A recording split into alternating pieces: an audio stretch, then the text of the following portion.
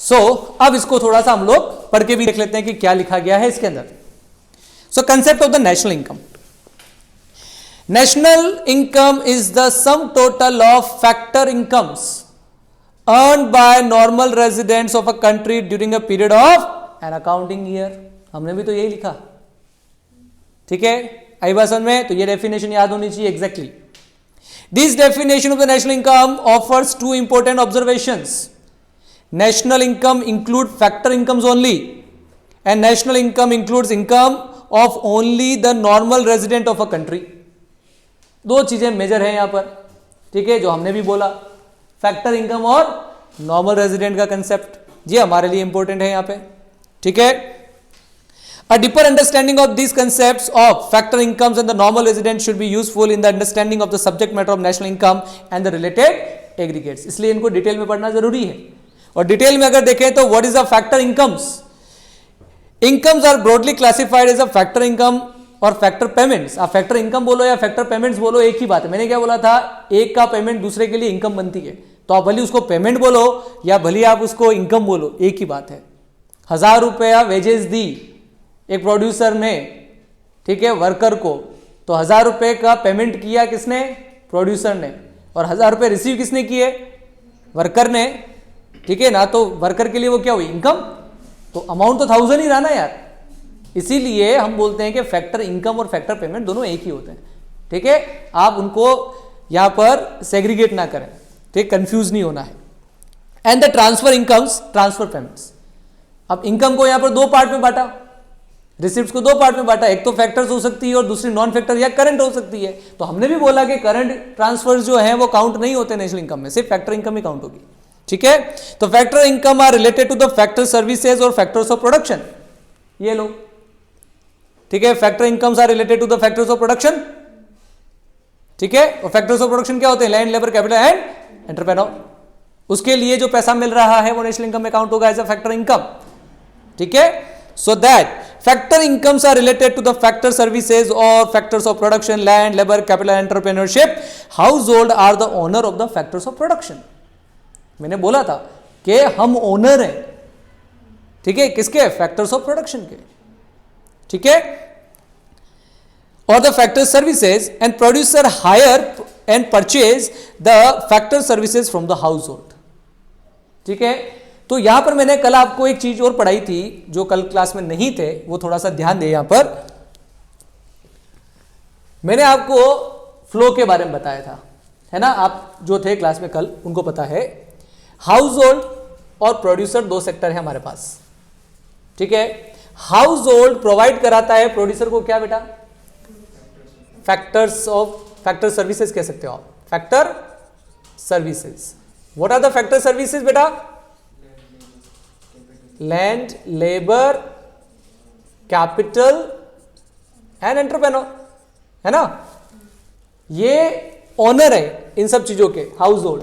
वो प्रोवाइड कराते हैं प्रोड्यूसर को ये चीजें, इसके बदले में ये गुड्स बना करके हाउस होल्ड्स को देते हैं, गुड्स बनाते हैं, ठीक है। गुड्स एंड सर्विसेज जनरेट करते हैं इनसे, यूज करके इनको, गुड्स एंड सर्विसेज। अब हम लोग फोकट में तो इनको ये चीज देंगे नहीं, तो इसके बदले में हम इनसे क्या लेंगे? Factor payments. What are the factor payments? Wages, rent, interest and profit, ये चीजें लेंगे हम इनसे, ठीक है। तो ये पेमेंट करने वाला हो गया और ये रिसीव करने वाला हो गया। और हम क्या करते हैं? इनसे ये गुड्स एंड सर्विसेज बाय करते हैं ना, ठीक है। इसके लिए हम वापस इनको क्या करते हैं? पेमेंट करते हैं, payment for goods and services जो हमने बाय करी। पक्का बेटा, समझ में आई बात? तो ये अंदर वाला जो सर्कल है ना, it is called real flow. क्या कहलाता है? Real flow. रियल का मतलब क्या होता है? रियल का मतलब यहां पर आप अकाउंट वाली टर्म से लें, तीन तरह के अकाउंट्स होते हैं, ठीक है ना। नॉमिनल अकाउंट, रियल अकाउंट और पर्सनल अकाउंट। तो आप रियल अकाउंट में क्या करते हो? एसेट्स वगैरह को काउंट करते हो ना, थिंग्स, गुड्स को काउंट करते हो, है ना। तो यहां पर भी वही है, यहां पर भी वही चीज है। आप ये सारी चीजें यहां पर क्या करोगे? गुड्स एंड सर्विसेज में काउंट करोगे। उसके बदले में ये भी आपको क्या मिल रहा है, गुड्स एंड सर्विसेज। तो व्हाट इज दैट, यहां पर थिंग्स का ट्रांसफर हो रहा है from one sector to another, that's why it is called real flow. आई बात समझ में। फिर बाहर वाले फ्लो में अमाउंट चल रहा है, पैसा चल रहा है, तो वो बाहर वाला जो फ्लो है वो कहलाता है मनी फ्लो या इनकम फ्लो। आप इसको मनी फ्लो बोलो, इनकम फ्लो बोलो, ध्यान रखना है इसको, ठीक है। तो जो बाहर वाला है यहां पर ये पॉइंट, बाहर वाला जो सर्कल बन रहा है उसमें आप देखिए पैसा ट्रांसफर हो रहा है, ठीक है। ये आपको रिटर्न दे रहा है और आप जो गुड्स एंड सर्विसेज बाय कर रहे हो उसके लिए आप उसको पेमेंट दे रहे हो, ठीक है ना। तो वो तो क्या कहलाएगा, इनकम फ्लो। और अंदर वाला जो है वो यहां पर फैक्टर सर्विसेज और गुड्स का ट्रांसफर हो रहा है, that's what is called real flow. हम उसको क्या बोलेंगे, रियल फ्लो बोलेंगे यहां पे। पक्का बेटा, समझ में आई बात, ठीक है। तो ये जो सीन है ये हमें इंटरडिपेंडेंसीज को समझाता है कि कैसे दो सेक्टर एक दूसरे के ऊपर डिपेंडेंट होते हैं। अगर हम लोग फैक्टर सर्विसेज नहीं दें तो फैक्टर सर्विसेज नहीं मिलने पर क्या होगा, गुड्स एंड सर्विसेज कैसे जनरेट होगी, नहीं होगी ना, ठीक है। अगर गुड्स एंड सर्विसेज जनरेट नहीं होगी तो कंजम्पशन कैसे करेगा हाउस होल्ड, ठीक है, अपनी वांट्स को कैसे सेटिस्फाई कर पाएगा। और दूसरा, अगर गुड्स एंड सर्विसेज जनरेट नहीं होगी तो इनकम कैसे जनरेट होगी, ठीक है ना, प्रोड्यूसर की इनकम कैसे जनरेट होगी। और अगर फैक्टर सर्विसेज को यूज नहीं किया जाएगा तो हाउस होल्ड की इनकम कैसे जनरेट होगी।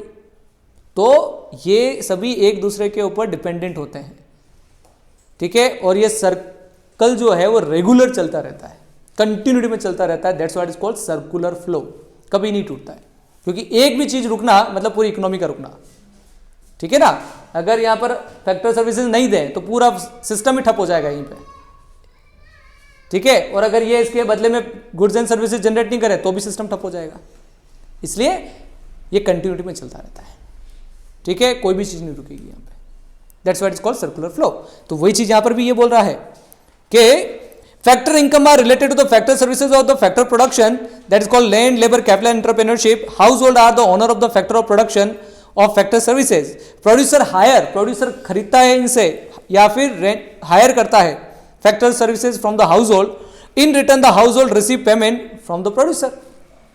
भाई ये दी और इसके बदले में क्या मिला, पेमेंट मिला, ठीक है। And these payment are called factor payments. और इसी पेमेंट्स को हम क्या बोलते हैं, फैक्टर पेमेंट बोलते हैं, या हाउस होल्ड के पॉइंट ऑफ व्यू से फैक्टर इनकम, ठीक है। From the viewpoint of the household these are called factor incomes. जो पे कर रहा है उसके लिए पेमेंट है और जो रिसीव कर रहा है उसके लिए क्या, इनकम है, ठीक है। फैक्टर इनकम्स और the factor payments are broadly classified under compensation of employees, जिसको हम वेजेस बोलते हैं, ठीक है, rent for the land and interest for the capital and profit for the entrepreneur. Clear बेटा। And in the estimation of national income we include only these factor payments और factor incomes. हम national income में से इन्हीं को count करते हैं। Transfer payment are not included because the transfer payment like charity, grants, one sided payment, unilateral payments, ठीक है, and these are not related to any kind of work और सर्विसेज। किसी काम के बदले में मिल रहा है क्या, ये नहीं मिल रहा है, तो वन साइडेड हुआ, इसीलिए इनको नेशनल इनकम में काउंट नहीं किया जाता है, ठीक है। देन नॉर्मल रेजिडेंट के कंसेप्ट को समझते हैं बेटा, कि नॉर्मल रेजिडेंट जो हमने अभी बात की, ये इतनी सारी जो हमने डिस्कशन किया वो सही भी है या नहीं है, ठीक है ना। आज आप लोगों को मैं एक असाइनमेंट भी भेजूंगा, किसको नेशनल इनकम में काउंट करेंगे किसको नहीं करेंगे वो आप क्लासिफाई करके बताओगे कल मुझे, ठीक है। सो नॉर्मल रेजिडेंट कौन है, who is a normal resident? A normal resident is said to be one who ordinarily reside in the country concerned and whose center of economic interest lies in that country. पहले तो उन्होंने क्या बोला, ordinarily reside in that, रहता है, citizenship नहीं बोली बेटा, ordinarily reside, नहीं तो वो citizen भी तो बोल सकता था, पर citizenship अलग पॉइंट हो जाता है, इसी वजह से citizenship वर्ड यूज नहीं हुआ। उन्होंने बोला ordinarily reside in that country, ठीक है, and whose economic interest lies with that country. Okay, person residing in a country for a period of 1 year or more is taken as a ordinary resident residing in that country. अगर कोई व्यक्ति, कोई person 1 साल या उससे ज्यादा समय के लिए, ठीक है, उस कंट्री में रहता है तो वो उस कंट्री के लिए ऑर्डिनरी रेजिडेंट कहलाता है। आई बात समझ में? पक्का? ठीक है। A person is said to have his economic interest in economy when he conduct his economic transaction relating to the production, consumption और इन्वेस्टमेंट। ठीक है ना, वो प्रोडक्शन एक्टिविटी कर रहा है, वो इन्वेस्टमेंट एक्टिविटी कर रहा है, ठीक है, या फिर वो कंजम्पशन एक्टिविटी कर रहा है उस इकोनॉमी के अंदर, तो वो सेंटर इकोनॉमिक इंटरेस्ट काउंट होगा। लेकिन सेंटर इकोनॉमिक इंटरेस्ट तो सेकंड कंडीशन है, पहली कंडीशन तो ये सेटिस्फाइड होनी चाहिए कि क्या वो रेजिडेंट है। अगर वो रेजिडेंट ही नहीं है तो हम सेकंड कंडीशन को नहीं देखेंगे, भले ही वो यहां पर आकर के कंजम्पशन कर रहा है, ठीक है, तो भी यहां पर हम उसको नेशनल इनकम में काउंट नहीं करेंगे क्योंकि वो ऑर्डिनरी रेजिडेंट नहीं है हमारे लिए। That's why. आई बात समझ बेटा? नाउ सो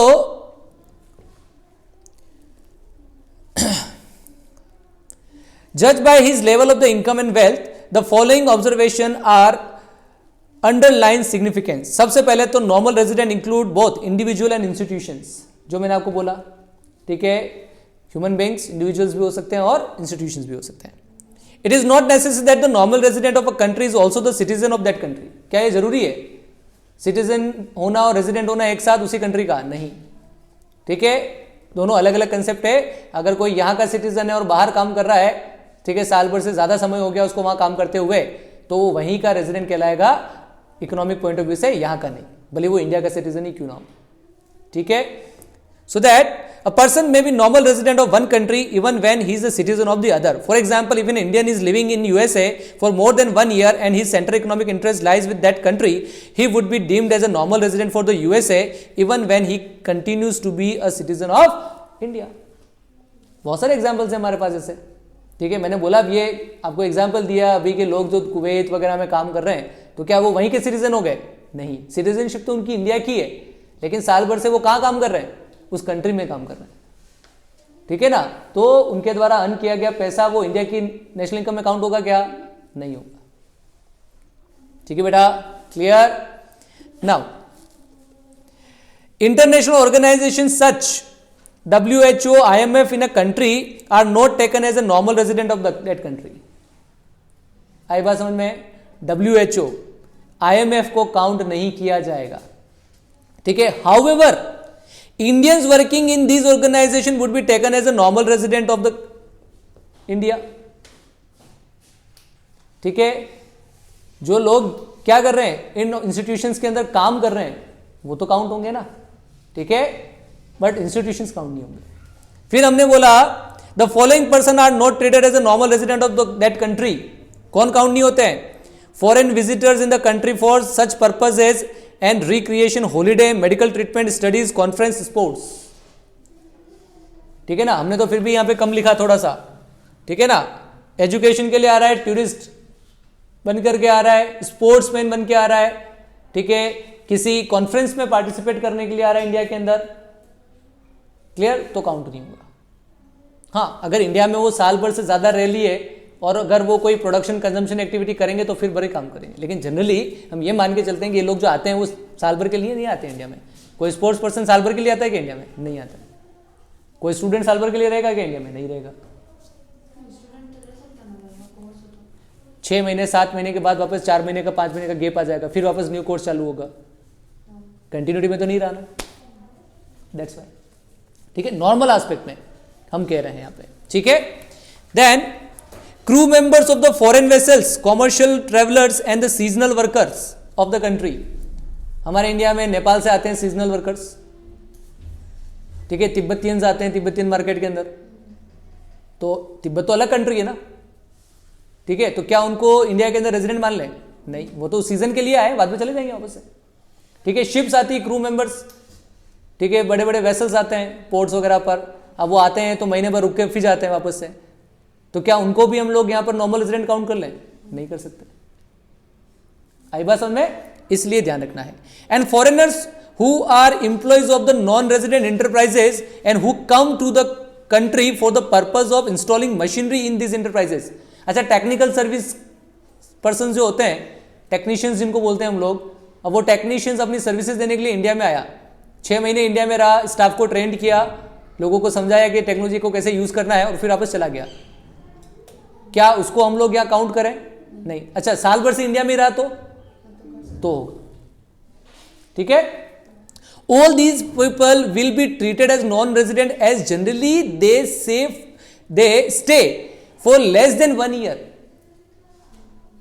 हमने क्या बोला, जनरली ये जो लोग आते हैं इंडिया में ये 1 साल से कम समय के लिए रहते हैं, इस वजह से इनको काउंट नहीं करते हम लोग, इसलिए इन लोगों के लिए हमने एक वो सिस्टम बना रखा है कि हाँ 1 साल से कम रह रहे हैं, इस वजह से इनको काउंट नहीं करना है, ठीक है. And their centre of economic interest does not lie in it. आई बात समझो बेटा, याद रखने हैं सारे पॉइंट, जितनी बार रिपीट किया मेरे हिसाब से याद हो भी क्या होगा अभी तक. Then border workers or person who cross the border between two countries daily or regularly in order to work in one country are the resident of the country in which they live, not the country in which they are working. मैंने बोला ना, army person जिनको हमने appoint कर रखा है, या ऐसे वर्कर जो जैसे अपने नेपाल और इंडिया की बॉर्डर हो गई. अब बहुत सारे बिहारी जो इंडियंस हैं वो नेपाल का बॉर्डर क्रॉस करके वहाँ के मार्केट्स में जाते हैं रेगुलर बेसिस पे, फिर वापस इंडिया आ जाते हैं डेली बेसिस पर, तो वो तो इंडिया के कहलाएंगे, ठीक है, इंडियन रेजिडेंट ही है, ठीक है. Then official and diplomats and the members of the arm forces of the foreign country are treated as the normal resident of the country to which they belong. Diplomats, officials जो India के अंदर उनकी country को represent कर रहे हैं, क्या उनको हम लोग इंडिया का रेजिडेंट मान लें? नहीं मानेंगे. आई बात समझ में? ये सारे पॉइंट्स मैंने आपको क्लियर किए, पढ़ाए ना सारे पॉइंट्स, ठीक है.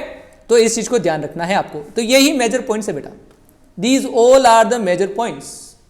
अब इन्होंने लास्ट में एक क्लासिफिकेशन भी दे रखा है कि नॉर्मल रेजिडेंट कौन है और नॉन रेजिडेंट कौन होगा. इस क्लासिफिकेशन को आप पढ़ेंगे घर जाके, ठीक है. और इसमें आपको जो भी डाउट हो आप कल वैसे डिस्कस करोगे, और मैं आप लोगों को एक असाइनमेंट भेजूंगा शाम को, ठीक है, क्लासेस से फ्री होकर के. वो असाइनमेंट आप करके लाएंगे. आपको सेग्रीगेट करना है कि किसको काउंट करना है किसको काउंट नहीं करना है, ठीक है. जितने क्वेश्चन आप सोल्व कर पाओगे इज दैट कि आपको कंसेप्ट अच्छे से समझ में आया, और एग्जाम में अगर क्वेश्चन आया तो आप इजीली उसको अटेंड कर पाओगे. आई बात समझ में बेटा? पक्का? श्योर? समझ में तो आया ना? कोई डाउट नहीं है? चलो, डन फॉर टुडे.